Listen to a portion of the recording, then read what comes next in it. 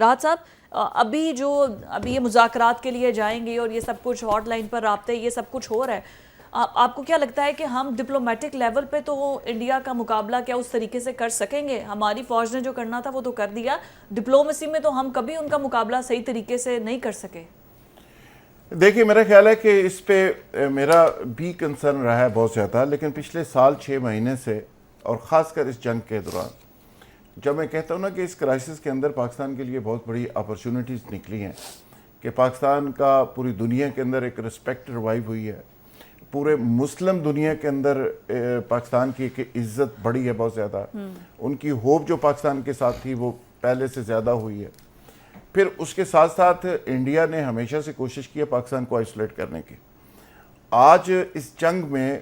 دیکھا یہ جاتا ہے کہ خوشی میں اور غمی میں کون آپ کے ساتھ کھڑا ہوتا ہے، تو اس سے آپ کو پتہ چلتا ہے کہ آپ کا ڈپلومیٹک فرنٹ کے اوپر کام کیا ہے، آپ کی ورکنگ کیا ہے۔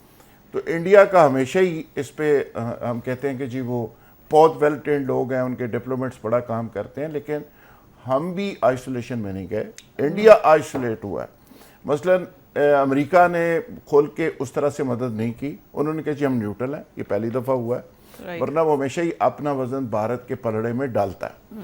ایران ہمارے ساتھ کھڑا رہا، افغانستان بھی کھڑا رہا،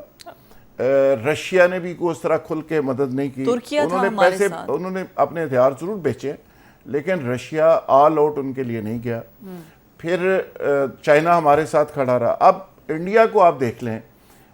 اسرائیل تو ٹھیک ہے ان کو اسلحہ بیچتا ہے، ان کا الائز ہے، اسٹریٹجک الائز ہے،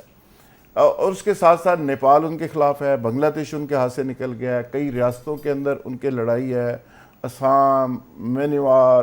یہ کئی ممالک اس کے اراؤنڈ میں ایسے ہیں جو بھارت کے ساتھ ان کے ریلیشن ہی اچھے نہیں، گھر کے اندر سکھ ان کے خلاف ہیں، تو وہ پاکستان کو آئسولیٹ کرتا کرتا خود آئسولیٹ ہو گئے، اور آج ڈپلومیٹک فرنٹ کے اوپر انڈیا کو بری طرح ناکامی ہو رہی ہے۔ یعنی ایک تو ان کی رسپیکٹ خاک میں مل گئی، بالکل تباہی بربادی ہو گئی انڈین امیج کی، ان کی ٹیکنالوجی کی، قوم کا ایک مورال گر گیا بالکل۔ میرا ایک دوست کہہ رہا تھا کہ اگلے دنوں میں دیکھیں کہ ڈپریشن کی گولیوں کے کتنے جہاز جاتے ہیں انڈیا،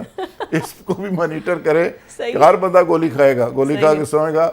یا پھر کچھ اور پیے گا کھائے گا۔ صحیح ہے، تو یہ